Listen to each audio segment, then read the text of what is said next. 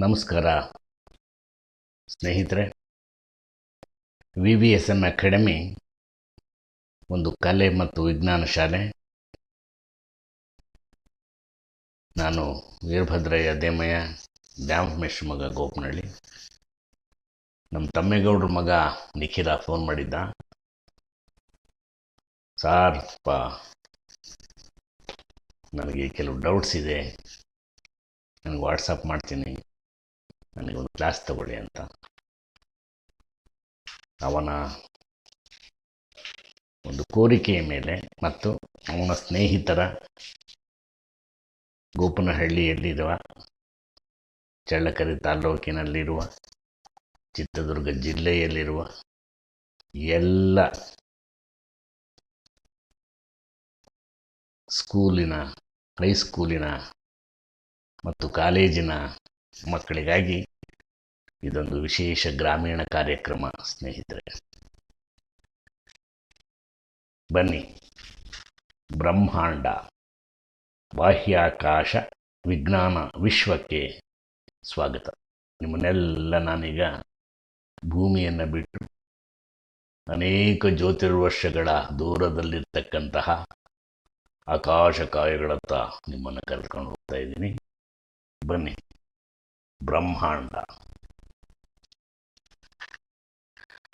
ಬ್ರಹ್ಮಾಂಡ ಬಾಹ್ಯಾಕಾಶ ವಿಜ್ಞಾನ ವಿಶ್ವಕ್ಕೆ ನಿಮಗೆಲ್ಲ ಸ್ವಾಗತ.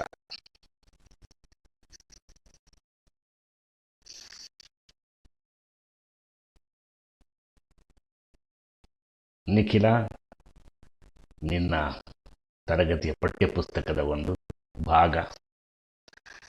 ನಾನು ಮೊದಲು ಕನ್ನಡದಲ್ಲಿ ಹೇಳ್ತೀನಿ, ಆಮೇಲೆ ನೀನು ಇಂಗ್ಲೀಷ್ನಲ್ಲಿ ಓದ್ಕೊ. ವಿಶ್ವ ಅಂದರೆ ಬ್ರಹ್ಮಾಂಡ. ಏನಪ್ಪ ವಿಶ್ವ, ಬ್ರಹ್ಮಾಂಡ ಅಂದರೆ ಏನು? ವಿಶ್ವವು ಸುಮಾರು 15 ಬಿಲಿಯನ್ ವರ್ಷಗಳ ಹಿಂದೆ ಉಂಟಾಗಿದೆ.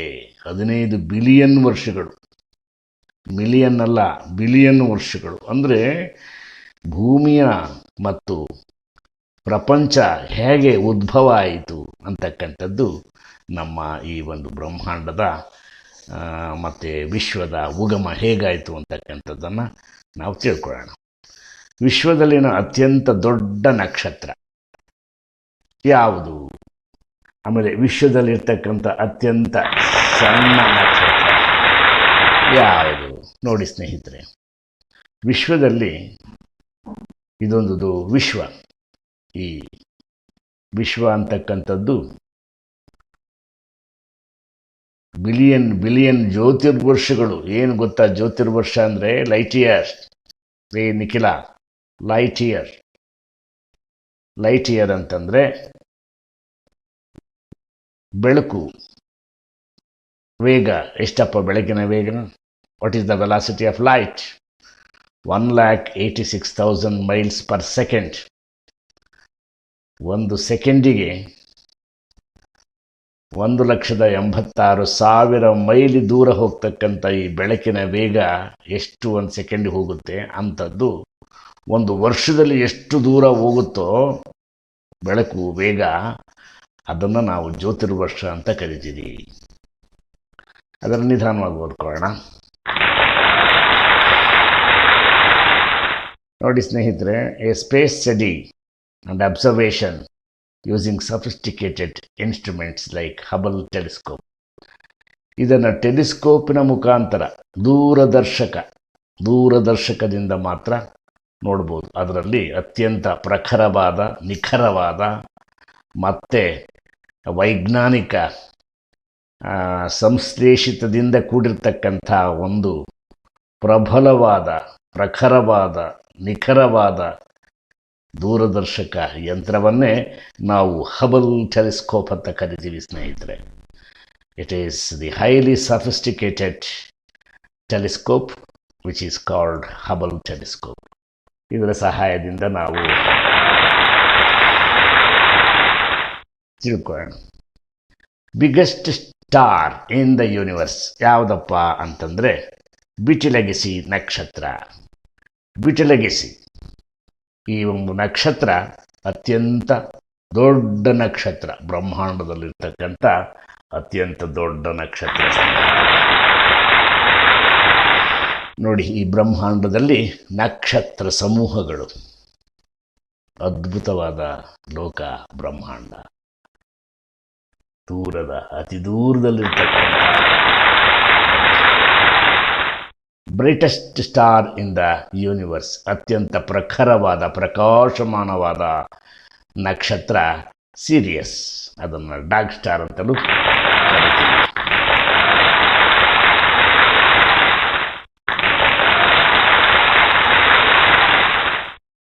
ನೋಡಿ, ನೇಬುಲಾ ಅಂದರೆ ಏನು? ನಕ್ಷತ್ರ ಪುಂಜ ಏನಂತೀವಿ? ನೀಹಾರಿಕೆ ಅಂತ ಕರಿತೀವಿ ಕನ್ನಡದಲ್ಲಿ. ನೀಹಾರಿಕೆ ಅಂದರೆ ಬಾಹ್ಯಾಕಾಶದಲ್ಲಿರ್ತಕ್ಕಂಥ ಧೂಳು ಮತ್ತು ಅನಿಲ ದೈತ್ಯ ಮೋಡ, ಇದನ್ನು ನಾವು ನೀಹಾರಿಕೆ ಅಂತ ಕರಿತೀವಿ. ನಾವು ನಕ್ಷತ್ರ ಲೋಕವನ್ನು ಬರಿಗಣ್ಣಿನಿಂದ ನೋಡಬಹುದು, ಆದರೆ ನಿಖರವಾಗಿ ನೋಡಲಿಕ್ಕೆ ಸಾಧ್ಯ ಇಲ್ಲ. ಸುಮ್ಮನೆ ಬೆಳಕಿನ ರೀತಿಯಲ್ಲಿ ಕಾಣಿಸುತ್ತೆ ಅಷ್ಟೇ ನಕ್ಷತ್ರಗಳು. ನೋಡಿ, ಈ ನೀಹಾರಿಕೆಗಳು ಸೂಪರ್ನೋವಾದಂಥ ಸಾಯುತ್ತಿರುವ ನಕ್ಷತ್ರಗಳು. ಅಂದರೆ ಏನಪ್ಪ ಇದು? ಸಾಯುತ್ತಿರುವ ನಕ್ಷತ್ರ ಹುಟ್ಟುತ್ತೆ, ನಕ್ಷತ್ರ ಸಾಯುತ್ತೆ. ಇದನ್ನು ಬಿಗ್ ಬ್ಯಾಂಗ್ ಥಿಯರಿನಲ್ಲಿ ನಾವು ನಿಧಾನವಾಗಿ ಓದ್ಕೊಳ್ಳೋಣ. ನಿಧಾನವಾಗಿ ನಾವು ಇದೊಂದು ಬ್ರಹ್ಮಾಂಡವನ್ನು, ನಕ್ಷತ್ರ ಲೋಕವನ್ನು ಓದಿ ಅಧ್ಯಯನ ಮಾಡಿ ತಿಳ್ಕೊಳ್ಬೇಕಾದ್ರೆ ಬಹಳ ಕಾಲ ಬೇಕು. ಅದಕ್ಕೆ ನಾವು ಈ ಒಂದು ನೀಹಾರಿಕೆ ಬಗ್ಗೆ ನಾವು ತಿಳ್ಕೊಳ್ಳೋಣ. ಈಗ ಏನಪ್ಪ ನಕ್ಷತ್ರಗಳು ನೀಹಾರಿಕೆ ನಕ್ಷತ್ರಗಳು ಹೇಗೆ ರೂಪುಗೊಳ್ತವೆ? ಇಲ್ಲಿ ನೋಡಿ, ನೀಹಾರಿಕೆ ನಕ್ಷತ್ರಗಳು ಕರೀನಾ ನೀಹಾರಿಕೆ ಚಿತ್ರ. ಇದು ಬಾಹ್ಯಾಕಾಶದಲ್ಲಿ ಧೂಳಿನ ಗುಲಾಬಿ ಪರದೆಗಳಾಗಿ ಗೋಚರಿಸುತ್ತದೆ. ಗುಲಾಬಿ ಪರದೆಗಳಾಗಿ ಧೂಳಿನ ಮೋಡಗಳ ರೂಪದಲ್ಲಿ ಕಾಣಿಸುತ್ತೆ. ಇದು ಧೂಳು ಮತ್ತು ಅನಿಲಗಳಿಂದ ಉಂಟಾಗಿರ್ತಕ್ಕಂಥದ್ದು. ಇದು ಒಂದು ನೀಹಾರಿಕೆ ನಕ್ಷತ್ರ. ಗ್ಯಾಲಕ್ಸೀಸ್ ನೋಡಿ, every dot here is a galaxy. ಹಂಗೆ ಓದ್ಕೊಳ್ಳಿ. Every star may be a sun to a galaxy ಅಂತಕ್ಕಂಥದ್ದು ಈ ಒಂದು ನಕ್ಷತ್ರ ಪುಂಜ ಅಂದರೆ ನಕ್ಷತ್ರ ಗುಂಪುಗಳು. ಈ ಅನೇಕ ನಕ್ಷತ್ರ ಗುಂಪುಗಳನ್ನು ನಾವು ಏನಂತ ಕರಿತೀವಿಯಪ್ಪ ಅಂತಂದರೆ ನಕ್ಷತ್ರ ಪುಂಜಗಳು ಅಂತ ಕರಿತೀವಿ. ಇವನ್ನೇ ನಾವು ಇಂಗ್ಲೀಷ್ನಲ್ಲಿ, ಆಂಗ್ಲ ಭಾಷೆಯಲ್ಲಿ ಗ್ಯಾಲಕ್ಸಿ ಅಂತ ಕರಿತೀವಿ. ನೋಡಿ ಸ್ನೇಹಿತರೆ, ಈ ಗ್ಯಾಲಕ್ಸಿ ವೇ ಮತ್ತು ಮಿಲ್ಕಿ ವೇ. ಈ ಮಿಲ್ಕಿ ವೇ ಆಕಾಶಗಂಗೆ ಅಂತಕ್ಕಂಥದ್ದು ನಾವು ನೋಡಬಹುದು. ಏನದು, ರಾತ್ರಿಯ ಹೊತ್ತಿನಲ್ಲಿ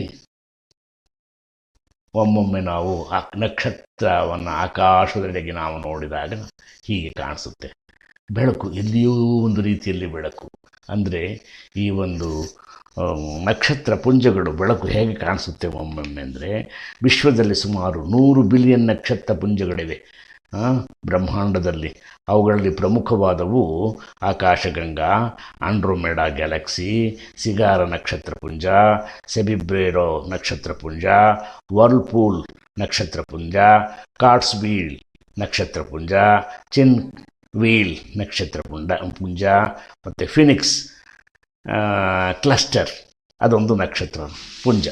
ಆಂಡ್ರೋಮೆಡಾ ನಕ್ಷತ್ರ ಪುಂಜ ನಮ್ಮ ಸೌರವ್ಯೂಹಕ್ಕೆ, ಅಂದರೆ ಆಕಾಶಗಂಗೆಗೆ, ನಕ್ಷತ್ರ ಪುಂಜಕ್ಕೆ ಸಮೀಪದಲ್ಲಿದೆ. ಅಂದರೆ ನಾವು ಆಂಡ್ರೋಮೆಡಾ ಗ್ಯಾಲಕ್ಸಿಗೆ ತುಂಬ ಹತ್ತಿರದಲ್ಲಿರ್ತೀವಿ. ಇಂತಹ ನಕ್ಷತ್ರ ಪುಂಜಗಳನ್ನು ನಾವು ಅನೇಕ ರೀತಿಯಲ್ಲಿ ನಾವು ಬ್ರಹ್ಮಾಂಡದ ಆಕಾಶಕಾಯಗಳನ್ನು ನಾವು ರಾತ್ರಿಯ ಹೊತ್ತಿನಲ್ಲಿ ನಾವು ನೋಡ್ಬೋದು. ಮೋಡ ಮುಸುಕಿದ ವಾತಾವರಣದಲ್ಲಿ ನಮಗೇನು ಕಾಣಿಸೋದಿಲ್ಲ, ಆದರೆ ತಿಳಿಯಾದ ಒಂದು ರೀತಿಯ ನಕ್ಷತ್ರ ಲೋಕವನ್ನು ನಾವು ಭೂಮಿಯ ಮುಖಾಂತರ ನೋಡ್ಬೋದು. ಆದರೆ ನಮ್ಮ ಕಣ್ಣಿಗೆ ಎಷ್ಟು ಶಕ್ತಿ ಇರುತ್ತೋ ಅಷ್ಟು ಮಾತ್ರ ನೋಡಲಿಕ್ಕೆ ಸಾಧ್ಯ. ಅದನ್ನೇ ನಿಧಾನವಾಗಿ ನಾವು ಹಬಲ್ ಟೆಲಿಸ್ಕೋಪ್, ದೂರದರ್ಶಕ ಯಂತ್ರದಿಂದ ಅನೇಕ ರೀತಿಯ ನಕ್ಷತ್ರ ಪುಂಜಗಳನ್ನು ನಾವು ನೋಡ್ಬೋದು ಸ್ನೇಹಿತರೆ. ನಾನು ಆವಾಗಲೇ ಹೇಳಿದೆ ಜ್ಯೋತಿರ್ವರ್ಷ ಅಂದರೆ ಏನು ಅಂತ. ನಕ್ಷತ್ರಗಳ ನಡುವಿನ ದೂರವನ್ನು ಅಳೆಯಲು ಉಪಯೋಗಿಸುವ ಮಾನ ಜ್ಯೋತಿರ್ವರ್ಷ ಮಾನವಾಗಿದೆ.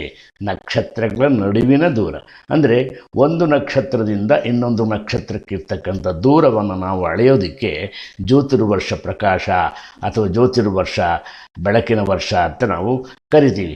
ಜ್ಯೋತಿರ್ವರ್ಷ ಅಂತಂದರೆ ಏನಪ್ಪ ಅಂದರೆ ಬೆಳಕು ಒಂದು ವರ್ಷದಲ್ಲಿ ಸಂಚರಿಸುವ ವೇಗಕ್ಕೆ ಜ್ಯೋತಿರ್ವರ್ಷ ಎನ್ನುವರು. ಬೆಳಕು ಸೆಕೆಂಡಿಗೆ ಸುಮಾರು 3,00,000 ಕಿಲೋಮೀಟರ್ ವೇಗದಲ್ಲಿ ಸಂಚರಿಸುವುದು. ನೋಡಿ ಸ್ನೇಹಿತರೆ, ಒಂದು ಸೆಕೆಂಡಿಗೆ ಬೆಳಕು ಎಷ್ಟು ವೇಗದಲ್ಲಿ ಚಲಿಸುತ್ತಪ್ಪ ಅಂತಂದರೆ 3,00,000 ಕಿಲೋಮೀಟರ್ ವೇಗದಲ್ಲಿ. ನಾನು ಆವಾಗಲೇ ಹೇಳಿದ್ದು ಮೈಲಿಗಳಲ್ಲಿ ಹೇಳಿದೆ, ಇದು ಕಿಲೋಮೀಟರ್ ವೇಗದಲ್ಲಿ. 3,00,000 ಇಂಟು 60 ಸೆಕೆಂಡು ಇಂಟು 60 ನಿಮಿಷ ಇಂಟು 24 ಗಂಟೆ ಇಂಟು 365 ದಿನ, ಇದನ್ನೆಲ್ಲ ಗುಣಿಸಿ ನೋಡಿದರೆ ನಿಮಗೆ ಸಿಗುತ್ತೆ ಲೆಕ್ಕವಿಲ್ಲದಷ್ಟು ಆ ಕಿಲೋಮೀಟರ್ ಸಮನಾಗಿದೆ. ಈ ಒಂದು ಅಂತಾರಾಷ್ಟ್ರೀಯ ಬೆಳಕಿನ ವರ್ಷ ಎಂದು ಘೋಷಿಸಲಾಗಿದೆ.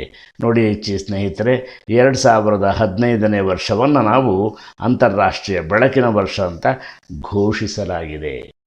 ಇದು ಜನರಲ್ ನಾಲೆಜ್ ಕ್ವಶನ್ನು. ಅಜ್ಜಿ ಮಂಚ 3 ಜನ ಕಳ್ಳರು ಅಂತ ನಾವು ನಮ್ಮ ಕಾಲದಲ್ಲಿ ತಾತ ಅಜ್ಜಿ ಕಥೆಗಳು ಹೇಳೋದಲ್ಲಿ ನಾವು ಕೇಳಿದ್ದೀವಿ. ಅಜ್ಜಿ ಮಂಚಕ್ಕೆ 3 ಜನ ಕಳ್ಳರು ಹೋಗ್ತಾರೆ ಅಂತ. ಅದು ನಕ್ಷತ್ರಗಳನ್ನು ಆಕಾರದಲ್ಲಿ ನೋಡಿ, ಚಿತ್ರದಲ್ಲಿ ನೋಡಿದಾಗ ನಿಮಗೆ ಪೋಲ್ ಸ್ಟಾರು, ಆಮೇಲೆ ದಿ ಬಿಗ್ ಬೇರ್, ಡಿಪರ್ಡ್ ಇನ್ ದ ಗ್ರೇಟ್ ಬೇರ್ ಅಂತಕ್ಕಂಥದ್ದು. ಇದನ್ನು ನಾವು ಇಂಗ್ಲೀಷ್ನಲ್ಲಿ ಬಿಗ್ ಡಿಪರ್ಡ್ ಇನ್ ದ ಗ್ರೇಟ್ ಬೇರ್ ಅಂತ ಆ ಒಂದು ಭಾಷೆಯಲ್ಲಿ ಹೇಳ್ತೀವಿ. ನಮ್ಮ ಆಡು ಭಾಷೆಯಲ್ಲಿ, ಕರ್ನಾಟಕದ ಆಡು ಭಾಷೆಯಲ್ಲಿ, ಯಾಕೆಂದರೆ ನಾವು ಸಣ್ಣ ಹುಡುಗರಾಗಿದ್ದಾಗ ಅಜ್ಜಿ ಮಂಚ 3 ಜನ ಕಳ್ಳರು, ಅದು ನೀವು ನಕ್ಷತ್ರ ಲೋಕವನ್ನು ನೀವು ನೋಡಿದಾಗ ನಕ್ಷತ್ರ ಮೇಲೆ ಆಕಾಶದಲ್ಲಿ, ಈ ಆಕಾಶದಲ್ಲಿರ್ತಕ್ಕಂಥ ನಕ್ಷತ್ರಗಳು ನಮ್ಮನ್ನು ದಿಕ್ಕುಗಳನ್ನು ತೋರಿಸೋದಕ್ಕೆ ದಾರಿದೀಪವಾಗಿದ್ವು. ಆಮೇಲೆ ಇನ್ನೊಂದೇನಪ್ಪ ಅಂತಂದರೆ ಕೂರಿಗೆ ಮಂಚ, ಕೂರಿಗೆ ದಳ ಅಂತ ನೋಡ್ತೀವಿ. 3 ನಕ್ಷತ್ರಗಳು ಒಂದೇ ಸರಳ ರೇಖೆಯಲ್ಲಿ ಇರ್ತಕ್ಕಂಥದ್ದನ್ನು ನೋಡಿದ್ದೀವಿ. ಈ ಒಂದು ಆಮೇಲೆ ಬೆಳ್ಳಿ ನಕ್ಷತ್ರ, ಬೆಳ್ಳಿ ಮೂಡಿತು ಅಂತ ಹೇಳ್ತೀವಿ, ಅದು. ಇವು ನಮಗೆ ಕಾಲವನ್ನು, ಗಣನೆಯನ್ನು, ದಿಕ್ಕುಗಳನ್ನು ತೋರಿಸೋದಕ್ಕೆ ಅನುಕೂಲ ಆಗ್ತಿದ್ದು ಸ್ನೇಹಿತರೆ. ಇದೊಂದು ನಕ್ಷತ್ರ ಪುಂಜರಗಳ ಲೋಕ, ನೀವು ಅದ್ಭುತವಾದ ಒಂದು ಲೋಕ ಈ ಸ್ಲೈಡ್ನಲ್ಲಿ ನೀವು ನೋಡ್ಬೋದು. ನೋಡಿ, ಇದು ಕರಡಿ ಆಕಾರದಲ್ಲಿರ್ತಕ್ಕಂಥದ್ದು ಬಿಗ್ ಬೇರ್ ನೋಡಿ ಇದು. ಆಮೇಲೆ ಚೇಳಿನ ಆಕಾರದಲ್ಲಿ ವೃಶ್ಚಿಕ ರಾಶಿ ಅಂತೀವಿ, ಇದನ್ನು ಚೇಳಿನ ಆಕಾರದಲ್ಲಿರ್ತಕ್ಕಂಥ ನಕ್ಷತ್ರ ಪುಂಜಗಳು. ಈ ನಕ್ಷತ್ರ ಪುಂಜಗಳ ಲೋಕ ಅದ್ಭುತ ನೋಡಿ. ಇದನ್ನು ಊರ್ಸಾ ಮೇಜರ್ ಮತ್ತು ಊರ್ಸಾ ಮೈನರ್ ಅಂತ ಕರಿತೀವಿ. ಇವನ್ನ ನಾವು ಅನೇಕ ನಕ್ಷತ್ರ ಪುಂಜಗಳನ್ನು ನೋಡಿ, ಉರ್ಸಾ ಮೈನರ್ ಲಿಟಲ್ ಕರಡಿ, ಉರ್ಸಾ ಮೇಜರ್ ಬಿಗ್ ಬೇರ್ ದೊಡ್ಡ ಕರಡಿ, ಎದುರು ಬದುರಾಗಿರ್ತವೆ ಇವು. ಮತ್ತು ಡಿಪ್ಪರ್ಗಳಂತ 7 ಪ್ರಮುಖ ನಕ್ಷತ್ರಗಳು ನಕ್ಷತ್ರಾಕಾರವನ್ನು ಸಹ ಹೊಂದಿದ್ದಾವೆ. ಈ ನಕ್ಷತ್ರ ಪುಂಜಗಳ ಲೋಕ ಅದ್ಭುತ ಸ್ನೇಹಿತರೆ. ಈ ಒಂದು ನಮ್ಮ ಖಗೋಳಶಾಸ್ತ್ರದಲ್ಲಿ ಮುಖ್ಯವಾಗಿ ನಿಮಗೆ ವಿಶ್ವ, ಉಗಮ ಮತ್ತು ಸನ್ನಿವೇಶ, ನಕ್ಷತ್ರ ಮತ್ತು ನಕ್ಷತ್ರ ಪುಂಜಗಳು, ಜ್ಯೋತಿರ್ವರ್ಷ ಇವೆಲ್ಲವನ್ನು ನಾವು ತಿಳ್ಕೊಂಡ್ವಿ.